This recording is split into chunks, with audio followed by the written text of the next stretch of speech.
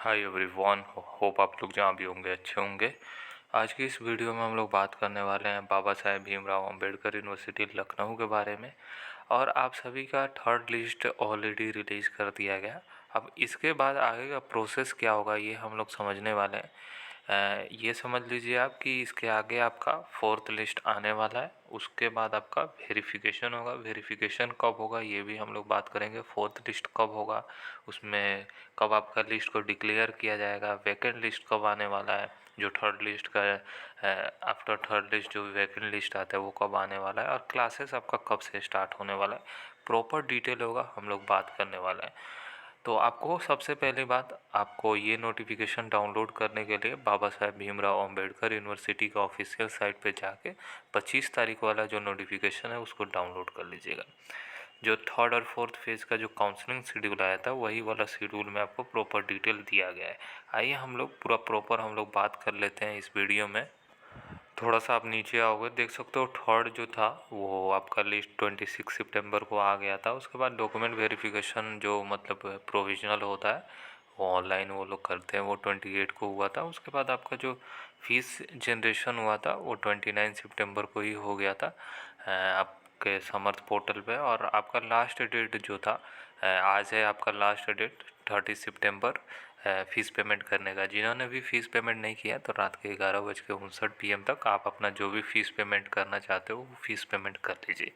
आज last date है, इसके बाद आपको कोई आपको डेट एक्सटेंड नहीं मिलेगा, इसलिए आप फ़ीस पेमेंट कर लीजिए। आपका अगर नाम आ गया है तो समर्थ पोर्टल पे जाके लॉगिन करके फ़ीस पेमेंट कर सकते हो आप। अब बात कर लेते हैं वैकेंट लिस्ट कब आएगा। तो 1 अक्टूबर को आपका वैकेंट लिस्ट आ जाएगा।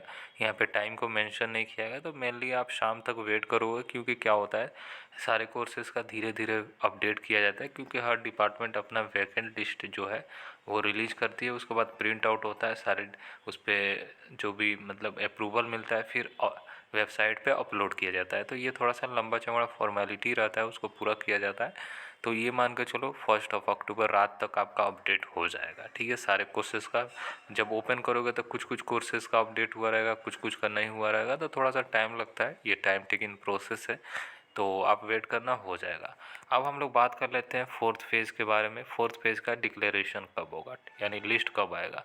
तो जिनका भी थर्ड मतलब लिस्ट तक एडमिशन नहीं हुआ है, यानी थर्ड फेज़ तक एडमिशन नहीं हुआ है, तो उनको वेट करना है फोर्थ लिस्ट का। तो फोर्थ फेज का जो लिस्ट है वो आपको 3 अक्टूबर को देखने को मिलेगा इनके ऑफिशियल साइट।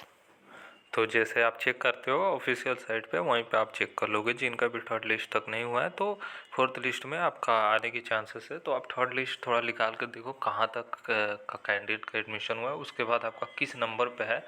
तो वैकेंट लिस्ट आएगा, उस हिसाब से आप देख लीजिएगा कैटेगरी वाइज की इतनी सीटें यहाँ पे अवेलेबल है।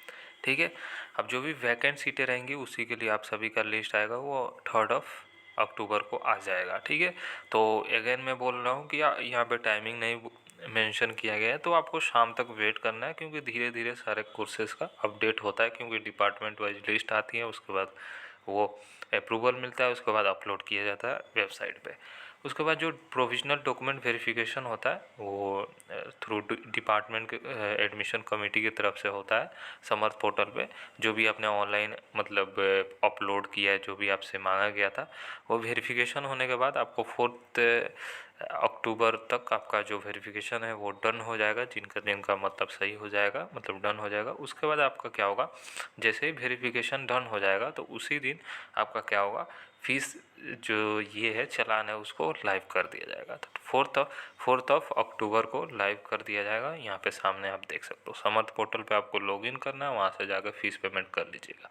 जो भी फीस पेमेंट दिखे वो कर लीजिएगा। एक बात का आपको ध्यान रखना है, जो फीस आपको दिख रहा है हो सकता है वहाँ पे ज़्यादा फीस दिखे, बिकॉज़ वहाँ पे क्या होता है फर्स्ट टाइम एडमिशन ले रहे हो तो डिफरेंट डिफरेंट चार्जेस रहते हैं। तो वो आप थोड़ा सा आपको एक्स्ट्रा पेमेंट करना पड़ता है, क्योंकि फर्स्ट टाइम आपका एडमिशन हो रहा है तो चार्जेस इंक्लूडेड रहते हैं। आप ब्रोशर पर देखोगे तो फीस अलग होगा, और वहाँ पे जाओगे तो थोड़ा फीस ज़्यादा होगा, बिकॉज फर्स्ट टाइम एडमिशन ले रहे हो तो वहाँ पे फीस आपका ज़्यादा दिखने को मिल सकता है, क्योंकि उसमें इनरोलमेंट फ़ीस रहता है, आपका एग्जामिनेशन फ़ीस रहेगा, आईडी कार्ड का रहेगा, वगैरह वगैरह जो भी रहेगा वहाँ पे। जो भी फीस से रिलेटेड डिटेल है, क्या क्या चार्जेस आपसे लिया जा रहा है, वो प्रॉपर डिटेल रहेगा फीस पेमेंट करने से पहले।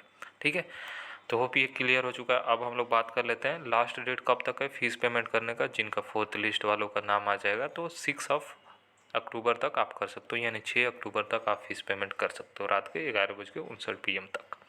उसके बाद जो वैकेंट लिस्ट है, 4th लिस्ट के बाद भी वैकेंट लिस्ट आएगा। इसके बाद मेनली मुझे जहाँ तक लग रहा है आपका स्पोर्ट राउंड होने वाला है। स्पोर्ट राउंड होगा, आपको वो लोग बता देंगे गाइडलाइन के माध्यम से, वो लोग बता देंगे कि कहाँ पे जाना होगा आपको स्पोर्ट राउंड के लिए, मुझे जहाँ तक लग रहा है। ठीक है, 4 लिस्ट ऑलरेडी आ चुकी है। तो 7 अक्टूबर को आपका जो वैकेंट लिस्ट है वो रिलीज कर दिया जाएगा इनके ऑफिशियल साइट पे। ये कोर्सेज में इतने सीटें अवेलेबल है। अब देखने वाली बात है स्पोर्ट राउंड में किनको अलाउ किया जाता है। रजिस्टर कैंडिडेट अलाउड है कि मतलब जो रजिस्टर नहीं किए तो वो भी अलाउड है, मतलब CUET के थ्रू लेंगे या नॉन CUET वाले हैं। जैसे दिल्ली यूनिवर्सिटी में क्या हुआ कि अभी मॉप ऑफ राउंड हो रहा है तो इसमें जो CUET नहीं दिए तो उनको भी अलाउ किया गया। इलाहाबाद यूनिवर्सिटी में भी नॉन CUET कैंडिडेट का अलाउ किया गया, BHU में भी अलाउ किया गया। तो मोस्ट प्रोबेबली चांसेस है कि यहाँ पे जो CUET नहीं दिए रहेंगे उनको भी मौका मिलना चाहिए। अब देखने वाली बात है अब यूनिवर्सिटी कैसे डिसीजन ले पाती है। अब टोटली डिपेंड करता है सीटों पे, सीटों की संख्या पे। जितनी ज़्यादा सीटें अवेलेबल होगी उतना वो लोग डिसीजन ले पाएंगे कैसे वो लोग एडमिशन लें, सीटों को पूरा करें। जाहिर सी बात है किसी यूनिवर्सिटी में सीटें वैकेंट रह जाए वो अच्छी बात नहीं है, क्योंकि सीटें फुल रहती हैं तो क्या रहता है कि जो फैकल्टी है, फैकल्टी एफर्ट लगा रही है वो भी अच्छे से एफर्ट लगाए, जो सीटें वो सीटें फुल हो जाए, और यही सब रहता है।